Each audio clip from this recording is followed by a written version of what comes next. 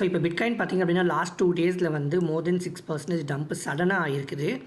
அதுக்கு ஏன் அப்படி ஆகிருக்குது, இனிமேல் டம்ப் ஆகுமா? நிறைய பேர் 75K வந்து, அதாவது ப்ரீவியஸை வந்து ஆல் டைம் ஹை டச் பண்ணிச்சுங்க. 73K இந்த ஜோனை வந்து ரீடெஸ்ட் பண்ணுறதுக்கு அதிகபட்ச வாய்ப்பு இருக்குதுன்னு நிறைய பேர் சொல்கிறாங்க. ஸோ அதை பற்றியும் சில ஆல்காயின் நியூஸ் பற்றியும் இந்த வீடியோவில் நம்ம பார்ப்போம். வாங்க வீடியோக்குள்ளே போவோம்.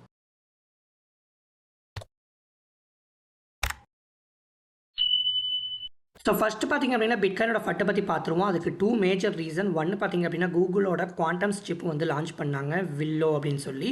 அது வந்து பிட்காயினோட செக்யூரிட்டிக்கு வந்து ஒரு த்ரெட்டனாக இருக்குது அப்படிங்கிற மாதிரி எல்லாமே வந்து ட்விட்டரில் பேசினாங்க. அது உண்மையாக இல்லையா அப்படிங்கிறது பார்ப்போம். ரெண்டாவது பார்த்திங்க அப்படின்னா மைக்ரோசாஃப்ட் ஷேர் ஹோல்டர்ஸ் வந்து பார்த்திங்க அப்படின்னா அவங்க வந்து பிட்காயினுக்கு அகேன்ஸ்டாக அவுட் போட்டிருக்காங்க, அதாவது பிட்காயின் இன்வெஸ்ட் பண்ண வேணாம் அப்படின்னு.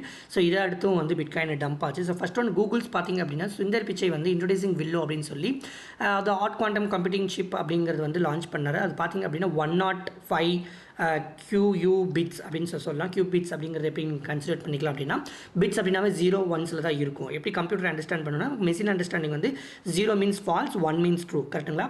ஸோ இப்படி இருக்கும்போது குவாண்டம் எப்படி அண்டர்ஸ்டாண்ட் பண்ணிக்கும் அப்படின்னா 0 1 அல்லது 0 1, அதாவது போத் அப்படிங்கிற கான்செப்ட். இந்த போத் அப்படிங்கிறது நார்மல் சிஸ்டம் எடுத்துக்காது. இப்போ 0 1 அப்படிங்கிறது சேர்த்து வந்து ஒரு வேல்யூவாக எடுத்துக்காது கம்ப்யூட்டர்ஸ். 0 ஒரு வேல்யூவாகவும் 1 பிட்டாக தான் இருக்கும்.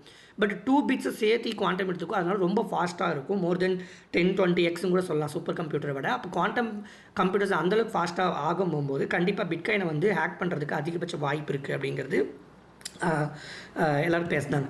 பட் அதில் மெயினான இது என்ன அப்படின்னு கேட்டிங்கன்னா, இது ECDSA அப்படிங்கிற ஒரு அல்காரிதம் 256 பிட் அப்படிங்கிறது பிட்காயின் யூஸ் பண்ணுறாங்க. ஷார்டிங் 256ன்னு சொல்கிறாங்க. இதுதான் வந்து ஹேஷிங் அல்காரிதம். ஸோ இதை பற்றி பிரச்சனை இல்லை. ஹேஷிங் அல்காரிதம் பற்றி அவ்வளோ ஈஸியாக வந்து இது பண்ண முடியாது. ஆனால் அதுக்கு ரெண்டுக்குமே ஹேக் பண்ணுறதுக்கு கியூப் பிட்ஸ் அப்படிங்கிறது எவ்வளோ தேவைப்படுதுன்னா மினிமம் 3000 தேவைப்படுது. ஓகேங்களா? பட் இப்போதைக்கு இருக்கக்கூடிய கியூபிட்ஸை கூகுள் ஃபைன் பண்ணது எவ்வளோன்னா 105 தான். ஸோ மோர் தென் 100x வந்து அவங்க வந்து கண்டிப்பாக இன்னும் பண்ணணும். ஓகேவா? அப்போது நீங்கள் கேட்கலாம், ப்ரோ இது வந்து கண்டிப்பாக ஃப்யூச்சரில் ஆக்ட் பண்ண முடியுமா அப்படின்னா, டக்குன்னு 1 or 2 இயர்ஸில் கண்டிப்பாக முடியாது. இவங்க வந்து இந்த 100xை டச் பண்ணுறதுக்கு எனக்கு தெரிஞ்ச ஒரு 10 to 15 இயர்ஸ் மினிமம் எடுத்துரும். ஸோ 15 இயர்ஸ் எடுக்குது அப்படின்னா 15 இயர்ஸ்க்கு அப்புறம் பிட்காயின் வந்து ஹேக் ஆயிருமா? அப்போ இப்போவே வந்து பிட்காயினை வந்து மாற்றிடலாம்ல, யூஸ் பண்ணாமல் விட்டுடலாம்ல அப்படின்னு கேட்பீங்க. அப்போ இது வந்து ஒரு ஃபட்டு தானே அப்படின்னு கேட்பீங்க. அப்படி கிடையாது. ஆக்சுவலாக நான் எப்படி பார்க்குறேன் அப்படின்னா, சப்போஸ் ஒரு கால் குவாண்டம் கம்ப்யூட்டிங் நாளைக்கே வந்து இம்ப்ரூவ் பண்ணிட்டாங்க அப்படின்னா டீசென்ட்ரலைஸ்டு வேல ஓட்டு கணக்கெடுத்து நம்மளுமே வந்து பிட்காயினோட சாஃப்ட்வேர்ஸ் வந்து எப்படி அப்கிரேட் பண்ணிடலாம். அதாவது இந்த பர்டிகுலர் ஷாஸ் அல்காரிதம்க்கு எகெயின்ஸ்டாக குவாண்டம் கம்ப்யூட்டிங் சப்போர்ட்டிவாக வந்து பிட்காயினையுமே வந்து நம்ம அப்கிரேட் பண்ண முடியும். அப்படி பண்ணி அந்த பர்டிகுலர் அல்காரிதம்க்கு எகெயின்ஸ்டாக வந்து ஹேக் ஆகாத மாதிரி நம்ம ப்ரொடெக்ட் பண்ண முடியும். எனக்கு தெரிஞ்சு ஆவரேஜாக எந்த அளவுக்கு தேவைப்படுதுன்னா 1 lakh கியூபிட்ஸ் வந்து தேவைப்படுது. இது ரெண்டையுமே பிளாக் பண்ணி பிரேக் பண்ணி உங்களுக்கு ஹேக் பண்ணுறதுக்கு. ஸோ அப்போ பிட்காயின் வந்து பார்த்திங்க அப்படின்னா நெக்ஸ்ட்டு 30 to 50 இயர்ஸ் கண்டிப்பாக வந்து சேஃபாக இருக்கும். அப்படி இல்லை நாளைக்கு 1 இயர்லேயே வந்து குவாண்டம் வந்து அந்தளவுக்கு கொண்டு வராங்க அப்படின்னாலும் நம்ம பிட்காயினை அப்கிரேட் பண்ணி ஈஸியாக வந்து இது சால்வ் பண்ணிட முடியும். அதனால் இதை வந்து ஒரி பண்ண தேவையே கிடையாது. ஆனால் இந்த பர்டிகுலர் நியூஸ் வந்தனையுமே செல்ஃப் ஃப்ரேம் பிட்காயின் விழுகுது ஒரு பக்கம். ஆனால் செல்ஃப் ஃப்ரேம் பார்த்திங்க அப்படின்னா பம்ப் ஆகிட்டே போகுது. இது ஆல்ரெடி நிறையா ட்விட்டர்ஸ் இதில் சொல்லியிருக்கு, ட்வீட்ஸில் சொல்லியிருக்கிறேன். பிக் பிளேயர்ஸ் இந்த குவாண்டம்ங்கிற வேர்டு யூஸ் பண்ணுவாங்க. ஏன்னா குவாண்டம் வந்து சூப்பர் டெக்கு, அதை கண்டிப்பாக யூஸ் பண்ணுவாங்க. விட்டாலிக்கு குவாண்டம் யூஸ் பண்ணும்போது $0.3 இருந்த செல்ஃப் ஃப்ரேம் $2 போச்சு மார்ச் 2024 டைமில். இப்போ அதே மாதிரி Google CEO Sundar Pichai use பண்ணும்போது அந்த பர்டிகுலர் ஏதோ ஒரு அந்த குவாண்டம்ங்கிற பற்றி டெக்னாலஜி பற்றி பேசும்போது செல்ஃப் ஃப்ரேம் பம்ப் ஆகுது. இதனால தான் தயவு செஞ்சு செல்ஃப் ஃப்ரேம் அந்தளவுக்கு சூப்பர் பிளாக் செயின் இல்லை தான். பட் இந்த குவாண்டம்ங்கிற கான்செப்டை அந்த பர்டிகுலர் பிளாக் செயினில் யூஸ் பண்ணுறதுனால இந்த பர்டிகுலர் பிளாக் செயின் வந்து கண்டிப்பாக வந்து ஒரு 5 to 10x ஈஸியாக கொடுக்கும். 0.2 நான் என்னோட அசல் வந்து பார்த்திங்கன்னா $0.16. நான் ஈஸியாக மோர் தென் 12x நான் பண்ணிட்டேன். பட் நிறைய பேர் நீங்கள் வாங்கலை எனக்கு தெரியும். பட் இது வந்து $0.5 கீழே வந்துச்சுன்னா வாங்கிக்கிங்க. ஒரு $3-4 வந்தால் கூட நீங்கள் விற்றுக்குங்க, ஈஸியாக போகும். செகண்ட் ஒன்று பார்த்திங்க அப்படின்னா மைக்ரோசாஃப்ட் ஷேர் ஹோல்டர்ஸ் வந்து பார்த்திங்க அப்படின்னா வாங்குறதா இல்லை, பிட்காயின் வந்து எங்களுக்கு தேவையில்லை அப்படின்னு சொன்னது ஒரு பெரிய ஃபட்டாக இருக்குது. ஸோ அதனாலேயும் நிறைய ரீட்டைலர்ஸ் வந்து பார்த்திங்க அப்படின்னா செல் பண்ண ஆரம்பிச்சிட்டாங்க. பட் இந்த இடத்துல பார்த்தீங்கன்னா ஒரு கிளியராக ஒரு மென்ஷன் பண்ணியிருப்பார். They also said no to the smart phone when Steve Jobs launch the iPhone. Steve Jobs ஐஃபோனை லான்ச் பண்ண போகும்போது இவங்க வேணான்னு இருக்காங்க. ஆனால் ஆப்பிள்ங்கிறது வந்து மைக்ரோசாஃப்ட்டை விட அதிக மார்க்கெட் கேப்பாக லாஸ்ட் ஒரு 5 to 10 இயர்ஸாக இருந்துச்சு. உங்கள் எல்லாத்துக்குமே தெரியும். சம்டைம்ஸ் மைக்ரோசாஃப்ட் மேலே இருக்கும், ஆனால் மோஸ்ட் ஆஃப் த டைம் வந்து ஆப்பிள் தான் வந்து நம்பர் 1 இருந்துச்சு மார்க்கெட் கேப்பில். இப்போ தான் நிவிடியா இவங்கெல்லாம் வந்து மேலே போயிருக்காங்க, மைக்ரோசாஃப்ட்ஸ் எல்லாமே. பட் ஸோ இங்கே என்ன சொல்ல வரேன்னா, மைக்ரோசாஃப்ட் மாதிரி பிக் ஜெயண்ட் வந்து ஒருத்தவங்க வேணாங்க அப்படிங்கிறாங்கன்னா அது வந்து முற்றிலும் வேஸ்ட்டு அப்படிங்கிறது ஆயிராது. அதுக்கப்புறம் பார்த்தீங்க அப்படின்னா பிட்காயினோட டாப் மோஸ்ட்டாக பார்த்தீங்கன்னா ஆல் சைக்கிள், எல்லா சைக்கிளோடைய டாப்பு அதில் பீக் வந்து பார்த்தீங்க அப்படின்னா நவம்பர் ஆர் டிசம்பரில் தான் இருந்திருக்குது. 2014 நவம்பர், 2018 டிசம்பர், 2017 டிசம்பர், 2021 நவம்பர், இப்போ 2024 டிசம்பராக இருக்குமா அப்படிங்கிறது தான் இங்கே கொஸ்டின். பட் இந்த அனலைஸ் பற்றி தனியாக நம்ம வீடியோவில் கண்டிப்பாக நம்ம பார்ப்போம். அதுக்கப்புறம் பார்த்தீங்க அப்படின்னா டொனால்ட் ட்ரம்ப் பார்த்தீங்க அப்படின்னா மோர் தென் $1 பில்லியன் வந்து இன்வெஸ்ட் பண்ணுனா யூஎஸில் இருக்க அவங்களுக்கு வந்து மோஸ்ட் ஆஃப் த ரெஸ்ட்ரிக்ஷன்ஸ் வந்து இருக்காது. அவங்களுக்கு வந்து கண்டிப்பாக வந்து பெர்மிட்ஸும் அப்ரூவல்ஸும் வந்து ஈஸியாக கிடைக்கும் அப்படிங்கிறது வந்து அவர் சொல்லியிருக்காரு. ஸோ இது ரொம்ப ஒரு புல்லிஸான நியூஸாக நான் பார்க்குறேன். ஸோ இந்த இடத்துல பார்த்தீங்க அப்படின்னா ஒருத்தர் கேட்டார் டெலிகிராமில், ப்ரோ நீங்கள் எப்படி கரெக்டாக ஜானில் தான் வந்து ஆல் சீசன் வரும் நீங்கள் சொன்னீங்க, நாங்களே டிசம்பரில் எக்ஸ்பெக்ட் பண்ணோம், நீங்கள் சொன்ன மாதிரி ஜானில் தான் வரக்கு வாய்ப்பு இருக்குது போல் அப்படின்னு. ஸோ இது இந்த மாதிரி ட்ரம்ப் வராரு அப்படிங்கிறது வந்து ஜானில் தான் நான் ப்ரெடிக்ட் பண்ண ஒன்று. அது தாண்டி உண்மையை சொல்லணும் அப்படின்னா 2021 சைக்கிளில் பார்த்தீங்க அப்படின்னா பீக் இதே மாதிரி தான் நடந்திருக்கும். ட்ரம்ப் வருவார், ஜான்லேருந்து தான் வந்து நல்லா பம்ப் ஆயிருந்தீங்க வேணால் போய் பாருங்கள். கரெக்டாக ஜான் 7th தான் ஸ்டார்ட் ஆகிருக்கும். ஃபஸ்ட் வீக்கே பார்த்தீங்கன்னா ரொம்ப டம்பில் இருக்கும். ஏன் அப்படின்னா லாங் வீக்கில் அதாவது 25th வந்து பார்த்திங்கன்னா கிறிஸ்மஸ், நியூ இயர் எல்லாம் பார்த்திங்க அப்படின்னா எல்லாருமே வந்து செலிப்ரேஷனுக்கு போயிடுவாங்க, மந்தமாக தான் இருக்கும் மார்க்கெட்டு. பட் புது வருஷம் வந்துருச்சுனாவே நிறைய பேருக்கு தாட் என்னென்னா, நான் புதுசாக வந்து பேட் ஹேபிட்ஸை விட்டுறணும், புது ஹேபிட்ஸை கொண்டு வரணும், நியூ ஹேபிட்ஸை கொண்டு வரணும் அப்படின்னு சொல்லிட்டு அதில் மெயினாக வைக்கக்கூடிய ஒரு கோல் பார்த்திங்க அப்படின்னா இன்வெஸ்ட்மெண்ட் அப்படிங்கிற க்ரைட்டீரியா நிறைய பேருக்கு இருக்கும். ஸோ அதனால பார்த்திங்க அப்படின்னா ரீட்டைலர்ஸ் வந்து கரெக்டாக அந்த நியூ இயர் டைமில் அதிகமாக வருவாங்க. அதை வச்சு தான் நான் சொன்னேன். Imagine this Daiwan and always providing a solar panels in decentralized way. So RWN வந்து risky, but Daiwan it's not that much risky. Daiwan வந்து குட் காயின் அப்படின்னு ஆல்ரெடி வீடியோவில் எக்ஸ்பிளைன் பண்ணிட்டேன், பார்க்காதவங்க பாருங்கள். இலான் மஸ்க் என்ன சொல்லியிருக்காரு அப்படின்னு கேட்டிங்க அப்படின்னா, திஸ் வில் ப்ராபப்ளி ஹேப்பன் அப்படிங்கிறது யாருக்கு சொல்லியிருப்பார் அப்படின்னா சுந்தர் பிச்சை சொல்லியிருப்பார். இந்த மாதிரி we should do a quantum cluster in space with Starship one day அப்படின்னு. ஸோ அதுக்கு அவர் என்ன சொல்லியிருப்பாருன்னா, ஆமாம் ஆனால் அந்த அளவுக்கு நம்மள்ட்ட வந்து பவர் இல்லை, we need to place solar panels in all desert or highly arid regions அப்படின்னு சொல்லியிருப்பாரு. ஸோ அது வந்து கண்டிப்பாக டீசென்ட்ரலைஸ்டாக பார்க்கும் போகும்போது Daiwan RWN தான் வந்து டீசென்ட்ரலைஸ்டு வேலை பண்ணிகிட்டு இருக்காங்க. ஸோ இதனாலேயே வந்து கண்டிப்பாக Daiwan வந்து அதிகபட்சமாக போகிறதுக்கு வாய்ப்பு இருக்குது. அதுக்கப்புறம் பார்த்திங்கன்னா baby doge is now $1 billion market cap meme coin. Baby டோஜை பற்றி ஒரே ஒரு ட்வீட் வந்து இலான் மஸ்க் போட்டிருக்காரு. அதனால தான் வந்து லாங் பேக் இதை பற்றி நான் சொல்லியிருக்கிறேன். பட் நடுவில் நான் அதிகமாக சொல்லலை, சும்மா நான் ஒரு $2,000 மட்டும் போட்டேன். அந்த $2,000 இப்போ எனக்கு பார்த்திங்க அப்படின்னா கிட்டத்தட்ட ஒரு 15,000 என்னமோ சம்திங் ஆகிருக்குது. ஸோ இதுதான் போடுற மீம் காயின்ஸை வந்து ஏதோ ஒருத்தருங்க வந்து ஏதோ ஒரு இடத்துல வந்து இன்ஃப்ளூயன்ஸ் பண்ணி மேலே கொண்டு வந்துருவாங்க அப்படிங்கிற ஒரு கான்ஃபிடென்ட் இருக்கிறதுக்கு மட்டும் நீங்கள் போடுங்க. அதுக்கப்புறம் பார்த்திங்க அப்படின்னா ஆப்பிள், கூகுள், அமேசான், மைக்ரோசாஃப்ட் இந்த எல்லா கம்பெனிஸ் பார்த்திங்க அப்படின்னா 811 பில்லியன் அப்படிங்கிறது வந்து அவங்க கேஷாக வச்சுருக்காங்க. நான் என்ன பண்ணியிருப்பேன் அப்படின்னா ட்வீட் பண்ணியிருப்பேன்னா, வாரன் பஃபட் வந்து அவர் ஒருத்தர் மட்டுமே 350 பில்லியன் வந்து கேஷாக வச்சுருக்காரு அப்படின்னு. ஸோ இவங்க எல்லாமே பார்த்திங்க அப்படின்னா நெக்ஸ்ட் இயர் வந்து டிப்ளாய் கண்டிப்பாக பண்ணுவாங்க. அந்த டிப்ளாய் பண்ணணும் அப்படின்னா நான் சொன்ன மாதிரி அந்த T-bills இதில் அந்த ட்விட்டரில் நான் போட்டிருப்பேன் கரெக்டாக. ஸோ லாங் பேக் போட்டிருப்பேன். அதாவது என்ன அர்த்தம்னு கேட்டிங்க அப்படின்னா, இந்த ஃபெட்டோட இன்ட்ரெஸ்ட் ரேட் வந்து கம்மி பண்ணணும், ஓகேங்களா. FOMC வந்து இன்ட்ரெஸ்ட் ரேட் கம்மி பண்ணுச்சு அப்படின்னா 2% கீழே வந்துச்சு அப்படின்னா மெகா புல் ரன்னாக இருக்கும். இன்வெஸ்டர்ஸ் எல்லாமே வந்து கான்ஃபிடென்ட்டாக 90 to 100% அவங்க என்ன வச்சுருக்காங்களோ அது அத்தனையுமே வந்து டிப்ளாய் பண்ணுவாங்க. அதில் ஒரு 10% வந்து ரிஸ்க் அசஸ்ன்னு பண்ணும்போது கண்டிப்பாக கிரிப்டோக்குள்ளே நிறைய மணி ஃப்ளோ ஆகும்.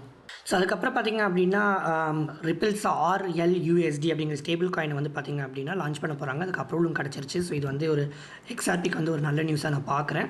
அப்புறம் பைனான்ஸோட BUSDங்கிற இதை வந்து க்ளோஸ் பண்ணிட்டாங்க கரெக்டாக, இது SEC வந்து இஷ்யூ பண்ணிட்டாங்க கரெக்டாக. பட் அதுக்கப்புறம் பார்த்திங்க அப்படின்னா அவங்க சர்க்கிள் கூட ஜாயின் பண்ணி USDC கூட பார்ட்னர் வச்சு அதை டெவலப் பண்ண போகிறதா வந்து பைனான்ஸ் வந்து டெலிகிராமுக்கு இது பண்ணியிருக்காங்க, ஒரு இதில் ஆர்டிக்கிள் பேசியிருக்காங்க. ஸோ அப்படி பார்க்க போகும்போது கண்டிப்பாக வந்து மணி ஃப்ளோ வந்து அதிகமாக ஆகும் USDCலையும். ஸோ இது வந்து மார்க்கெட்டுக்கு வந்து ரொம்ப ஒரு புல்லிஸான நியூஸ் நான் பார்க்குறேன். எத்திரியத்துக்குள்ளே வந்து பார்த்திங்க அப்படின்னா இன்னுமே வந்து ETFக்கு மணி உள்ளே வந்துட்டு தான் இருக்குது. செல்லர்ஸ் எல்லாம் பார்த்திங்க அப்படின்னா யாரெல்லாம் வந்து இந்த ஃபட்டுக்கு வந்து பயந்தாங்களோ அவங்கெல்லாம் தான் வந்து செல் பண்ணி இதை வந்து டம்ப் பண்ணிகிட்ருக்காங்க. ஸோ எத்திரியம் பம்ப் ஆச்சு அப்படின்னாவே அதோட லேயர் 2 இவிஎம் செயின்ஸ் எல்லாமே பம்ப் ஆகிறதுக்கு அதிகபட்ச வாய்ப்பு இருக்குது.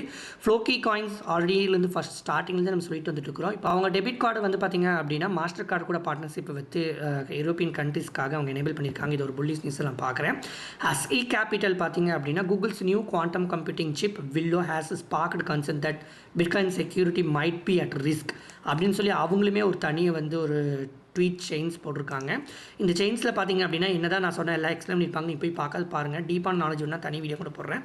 பட் எண்ட் ஆஃப் த டேல வந்து அவங்க அதை தான் போட்டிருப்பாங்க. It might be seem that way. அதாவது இது வந்து ஆமாம் ஹேக் பண்ண முடியுற மாதிரி இருந்தாலும் the cryptographic fortress will remain safe for quite a while. So கண்டிப்பாக வந்து இது வந்து remain safe for quite while அப்படின்னு போட்டிருக்காங்க. a while அப்படிங்கிறதா நான் சொன்னது 10 to 15 இயர்ஸ்னாங்கிறது என்னோட ப்ரெடிக்ஷன் சொல்லியிருக்கிறேன். பட் 10 to 15 இயர்ஸ் அப்புறமும் வந்து ஈஸியாக வந்து அதை அப்கிரேட் பண்ணி பிட்காயினை வந்து நம்ம ப்ரொடெக்ட் பண்ண முடியும். ஈவன் பிட்காயினை வந்து குவாண்டம் ரெசிஸ்டண்ட்டாக வந்து நம்ம மாற்ற முடியும் அப்படிங்கிறதான் வந்து உங்களுக்கு வந்து சொல்ல விரும்புகிறேன். So here is my take on the situation and how Tara X project plans to be quantum resistant. So எல்லாமே வந்து பார்த்திங்க அப்படின்னா இந்த கூகுள்ஸோட நியூ சிப்புக்கு அப்புறம் பார்த்திங்க அப்படின்னா அந்த த்ரெட்டு செமையாக இதாக இருக்குது. ஸோ எல்லா ப்ராஜெக்ட்டுமே வந்து இந்த குவாண்டம் பற்றி பேச ஆரம்பிச்சிட்டாங்க. How we are quantum resistant சொல்லி. அதுக்கப்புறம் IO.net has partnered with Mira network. So இது வந்து ஸ்மால் ப்ராஜெக்ட் தான். பட் இந்த மாதிரி என் நம்பர் ஆஃப் ப்ராஜெக்ட் கூட நியூமரஸ் ப்ராஜெக்ட் கூட IO.net வந்து ரீசெண்டாக வந்து பார்ட்னர் பண்ணிகிட்டே வர்றாங்க. ஸோ அவங்களை கண்டிப்பாக வாட்ச் பண்ணுங்கள். நான் வந்து டீப்பின் இதில் வந்து டாப்பில் வச்ச ப்ராஜெக்ட்டில் இதுதான் வந்து நான் அந்த டீப்பின் ப்ராஜெக்ட்ஸை எக்ஸ்பிளைன் பண்ணியிருக்கிறேன். பார்க்காதவங்க பாருங்கள். ஸோ ஃபைனலாக சில பிட்காயின் மெட்ரிக்ஸை பார்த்துட்டு நம்ம வீடியோ க்ளோஸ் பண்ணிடுவோம். ஸோ நிறையா ஆல்காயின்ஸ் நியூஸு ப்ளஸ் நிறைய டீட்டெயில்ஸ் சொல்ல வேண்டியது இருக்குது. பட் அது நம்ம இன்னொரு வீடியோவில் பார்ப்போம். அதே மாதிரி எல்லா ஆல்ஸ் பற்றியுமே ஒரே வீடியோவில் சொல்ல முடியாது. அதனால தான் அப்போதைக்கு வர நியூஸை வந்து சில ஆல்ஸ் வந்து நான் அப்பப்போ போடுவேன். ஸோ அதை பற்றி நம்ம கண்டிப்பாக இன்னும் ஆல்ஸை பற்றி பார்க்குறக்கு நிறைய காயின்ஸ் பற்றி பேசலை, உங்களுக்கு வந்து புல்லிஸான நியூஸ்லாம் சொல்லலை அப்படின்னு நீங்கள் எக்ஸ்பெக்ட் பண்ணுவீங்க. ரியலியோ ஆண்டோ அது மாதிரிலாம் பற்றி பேசலை அப்படின்னு எக்ஸ்பெக்ட் பண்ணுவீங்க. நிறைய பேர் வசிரெக்ஸ் அப்டேட்டும் கூட கேட்குறீங்க. அது நம்ம கண்டிப்பாக இன்னொரு வீடியோவில் நான் போடுறேன். ஸோ இப்போதைக்கு பார்த்திங்கன்னா பிட்காயின் பார்த்திங்கன்னா த ஏன்சியன்ட் பிட்காயின் வேல் மூடு அப்படின்னா ரொம்ப ஓல்டு பிட்காயின் வேல் இருப்பாங்கள்ல, அதாவது 2009 ஹோல்ட் பண்ணக்கூடிய லாங் டேர்ம் ஹோல்டர்ஸ் அவங்க பார்த்திங்கன்னா கிட்டத்தட்ட 3.58 மில்லியன் பிட்காயினை வந்து எக்ஸ்சேஞ்சுக்கு மூவ் பண்ணியிருக்காங்க. அவங்க டோட்டலாக 72 மில்லியன் வந்து பார்த்திங்க அப்படின்னா பிட்காயின் 32 மில்லியன் ஒர்த்தான, அதாவது $72 மில்லியன் ஒர்த்தான பிட்காயின். 72 மில்லியன் கிடையாது, ஆக்சுவலாக 21 மில்லியன் தான் டோட்டல் சப்ளைவே. ஸோ அதில் $3 மில்லியன் ஒர்த்தான பிடிசியை வந்து எக்ஸ்சேஞ்சுக்கு மூவ் பண்ணியிருக்காங்க. இதெல்லாம் ஒன்றும் பெரிய பேட் நியூஸ் இல்லை. பட் இருந்தாலும் இந்த மாதிரி நிறைய பேர் நான் லாஸ்ட் வீடியோவில் சொன்ன மாதிரி லாங் டைம் ஹோல்டர்ஸ் வந்து கொஞ்சம் அப்பப்போ ப்ராஃபிட் எடுப்பாங்க. ஸோ கண்டிப்பாக 20 to 30% அப்படிங்கிறது வந்து ஒரு காமன் தான். அதெல்லாம் நீங்கள் பயந்துக்க வேணாம். அடுத்தது பார்த்திங்க அப்படின்னா இதை வந்து உங்களுக்கு புரியும்னு நினைக்கிறேன். இந்த க்ரீன் லைன் இருக்குது பார்த்திங்களா, இதுதான் வந்து பை சைக்கிளோட வேவ் சொல்லுவாங்க டாப்பு அப்படின்னு. ஒவ்வொரு சைக்கிளோட பீக்கும் பார்த்திங்கன்னா அந்த பை சைக்கிள் டாப்போட மேலே தான் இருக்கும். இங்கே பார்த்திங்க அப்படின்னா பை சைக்கிள் டாப் அப்படின்னு சொல்லி இங்கே வரும். இந்த க்ரீனுக்கு மேலே தான் இதுவும் இருக்கும். ஓகேங்களா. அதே மாதிரி இந்த பர்டிகுலர் இதில் பார்த்திங்க அப்படின்னா ஒவ்வொருத்தையும் ரீடெஸ்ட் பண்ணிவிட்டு அதுக்கப்புறம் தான் மேலே போகும்.